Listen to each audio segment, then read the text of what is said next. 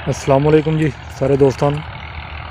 मुदस्सर जट 88 फाटक district Toba टैक्शन तो है जी। पिकनिक मैथड ते मकई लगाई असी और ये लगाने वास्ते असी YMC का सीडर इस्तेमाल किया। यह वाला माशाल्लाह जर्मीनेशन बड़ी ज़बरदस्त आई है जी। असी तो इनू 95% जर्मीनेशन कवांगे और पौधे तो पौधे का फासला बड़ा ज़बरदस्त है। देखो 8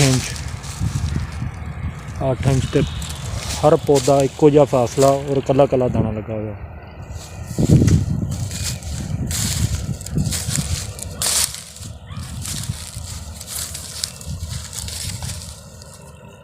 बेड ते 3 लाइनां लगियां।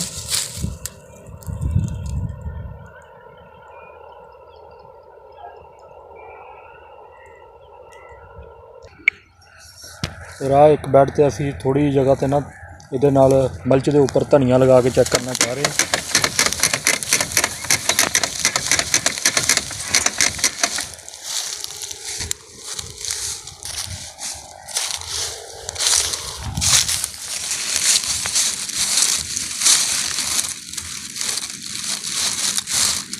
ये देखो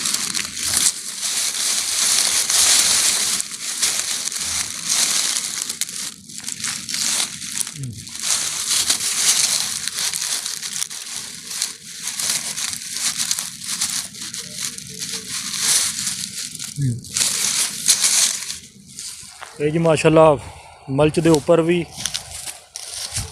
ये बीज लगाने की सलाहियत रखता। सानू इसदा बड़ा अच्छा रिजल्ट मिले। शुक्रिया।